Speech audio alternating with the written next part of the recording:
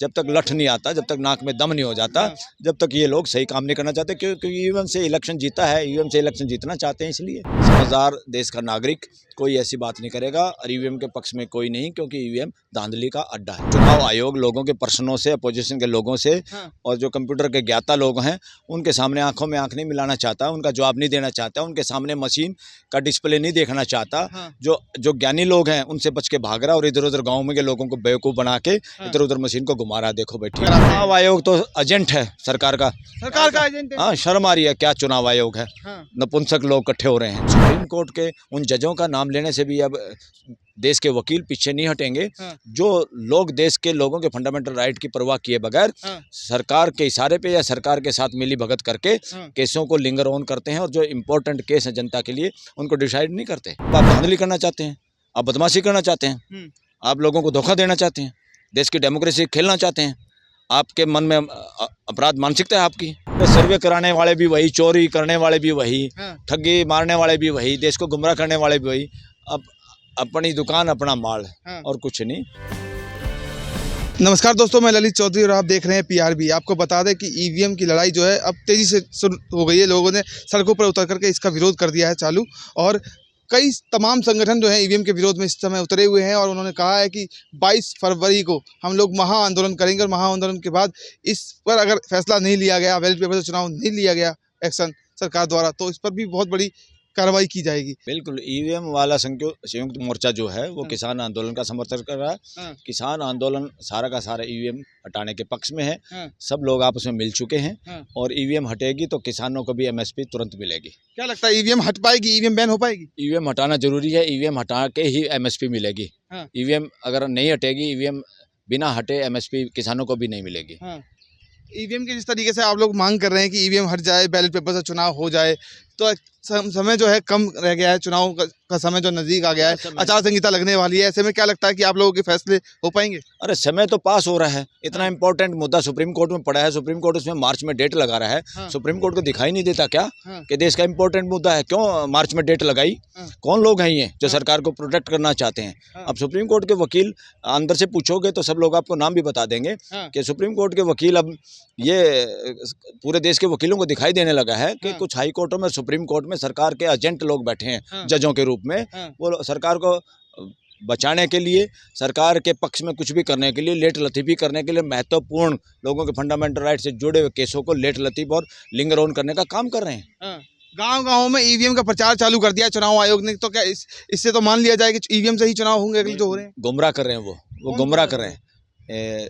चुनाव आयोग और सरकार के इशारे पे काम कर रहा है। चुनाव आयोग लोगों के प्रश्नों से, अपोजिशन के लोगों से और जो कंप्यूटर के ज्ञाता लोग हैं उनके सामने आंखों में आंख नहीं मिलाना चाहता, उनका जवाब नहीं देना चाहता, उनके सामने मशीन का डिस्प्ले नहीं देखना चाहता। जो ज्ञानी लोग हैं उनसे बच के भाग रहा और इधर उधर गाँव में के लोगों को बेवकूफ़ बना के इधर उधर मशीन को घुमा रहा। देखो बैठी, बैलेट पेपर में खर्चा भी तो ज़्यादा लगता है, समय भी ज़्यादा लगता है, तो ऐसे में क्या लगता है कि आप लोगों की जो बैलेट पेपर से चुनाव कराने की मांगे कैसे पूरी हो जाएगी? कोई ज़्यादा कुछ नहीं खर्चा कर रहा है। ये मशीन में जो खर्चा होता है इसको संभाल के रखना है, इधर उधर करना, इसमें ज़्यादा खर्चा होता है। बैलेट पेपर में खर्चा नहीं है, तो डिस्ट्रिक्ट लेवल पे छप जाता है और इलेक्शन हो जाते हैं। तमाम संगठन एक होकर इसकी लड़ाई लड़ रहे हैं। 22 फरवरी को महाआंदोलन की बात कर रहे हैं। कहा जा रहा है कि महाआंदोलन होगा और हमारे मांगों पर जो है फैसला लिया जाएगा सरकार के द्वारा, कोर्ट के द्वारा। तो क्या लगता है? महाआंदोलन देश की जनता में तो पहले से ही हो चुका है, पूरा देश इस आंदोलन के साथ है।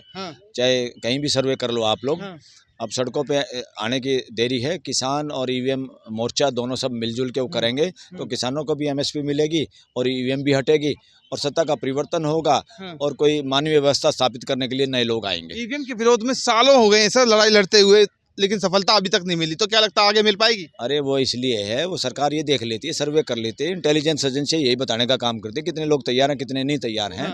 जब तक लठ नहीं आता, जब तक नाक में दम नहीं हो जाता, जब तक ये लोग सही काम नहीं करना चाहते, क्योंकि ईवीएम से इलेक्शन जीता है, ईवीएम से इलेक्शन जीतना चाहते हैं। इसलिए लेकिन लोग तो आज भी कह रहे हैं कि ईवीएम से चुनाव होना चाहिए, भाजपा की सरकार बननी चाहिए और प्रधानमंत्री मोदी जी बनने चाहिए। जितने लोग हैं वो कहीं ना कहीं सरकार से गलत लोग फायदा उठाने वाले लोग हैं, जो या वो अंधभगत लोग हैं जो इस तरह की बात करते हैं। समझदार देश का नागरिक कोई ऐसी बात नहीं करेगा और ईवीएम के पक्ष में कोई नहीं, क्योंकि ईवीएम धांधली का अड्डा है। महाआंदोलन की जिस तरीके से आप लोग बात कर रहे हैं, 22 फरवरी को महाआंदोलन होना है, तो क्या लगता है उसमें सफलता मिल पाएगी?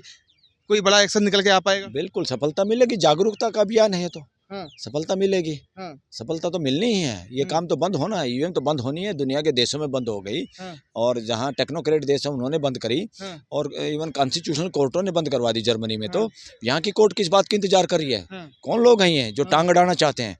इसलिए अब लोग ज़्यादा दिन वेट नहीं करेंगे। इवन सुप्रीम कोर्ट के उन जजों का नाम लेने से भी अब देश के वकील पीछे नहीं हटेंगे। हाँ। जो लोग देश के लोगों के फंडामेंटल राइट की परवाह किए बगैर हाँ। सरकार के इशारे पे या सरकार के साथ मिली भगत करके हाँ। केसों को लिंगर ऑन करते हैं और जो इम्पोर्टेंट केस है जनता के लिए उनको डिसाइड नहीं करते। हाँ। तो कैसे मुमकिन है सर, आप लोगों की जो मांग है, चुनाव नज़दीक है बिल्कुल, अब 2024 के लोकसभा चुनाव नज़दीक हैं, बिल्कुल आचार संहिता लगने वाली है, ऐसे में आप लोगों की ईवीएम हटाने की मांग है, बैलेट पेपर से चुनाव कराने की मांग है, कैसे मुमकिन है सर ये पूरा होना? हाँ, इन संगठनों को कोर्ट के सामने भी आना चाहिए। हाँ। तुरंत। हाँ। और कोर्ट के साथ इमीडिएटली मेंशन करना चाहिए और तुरंत इसको हियरिंग करने के लिए करना चाहिए। और अगर किसी जज पे शंका है पूरे देश के वकीलों को हाँ। तो तुरंत उसको चीफ जस्टिस के सामने एप्लीकेशन लगा के बेंच को बदलने की गुजारिश भी करनी चाहिए। ईवीएम में घोटाले की याचिकाएं तमाम जो है सुप्रीम कोर्ट में पहले से ही लगी हुई हैं, उन पर भी कोई ठोस आश्वासन और फैसला नहीं आया है, तो क्या लगता है बैलेट पेपर से चुनाव के लिए आदेश कैसे दे देंगे सुप्रीम कोर्ट? दे देंगे। चीफ जस्टिस के सामने केस लगेगा, हियरिंग होगी और जो निष्पक्ष जज हैं, निर्भीक जज हैं, हाँ। वो इसको इमीडिएट फैसला कर इतने देंगे। कम समय में इतना बड़ा फैसला ले पाएंगे? क्या फैसला इसमें, क्या कम समय है? हाँ। जजों को सारी नॉलेज होती है कॉन्स्टिट्यूशन की, फाइल उनके सामने होती है, कितना टाइम लगता है, कितने लोग उनकी मदद के लिए तैयार होते हैं, लीगल असिस्टेंट होते हैं उनके समझाने के लिए केस को, वकील उनको समझाने के लिए होते हैं। ये केस भी तो इलेक्टोरल बॉन्ड का भी तो सालों तक पेंडिंग था, 3 ही दिन सुनवाई हुई, फैसला आ गया। क्यों पेंडिंग था? इतने दिन पेंडिंग होना ही नहीं चाहिए था। ये पेंडिंग होना भी गलत है अपने आप में। एक तरह से मैं इसको कहूँगा न्यायिक अपराध देश की जनता के साथ। जिस चीज़ों में न्याय करने में कोर्ट, हाई कोर्ट और सुप्रीम कोर्ट देरी लगाती है, उस हिसाब में कहीं ना कहीं सुप्रीम कोर्ट और हाई कोर्ट या उनमें काम करने वाले जज वो भी शामिल होते हैं। कहीं ना कहीं वो एक तरह का न्यायिक अपराध है देश के साथ। हाँ, लेकिन बैलेट पेपर से चुनाव की मांग कर रहे हैं आप लोग, इस बात की क्या गारंटी है कि बैलेट पेपर से चुनाव होता है तो घोटाले नहीं होंगे? पहले भी तो तमाम बक्से उठाकर इधर से उधर कर दिए जाते थे। आपके पर्स में कितने पैसे हैं इस टाइम? कितने पैसे हैं बताओ?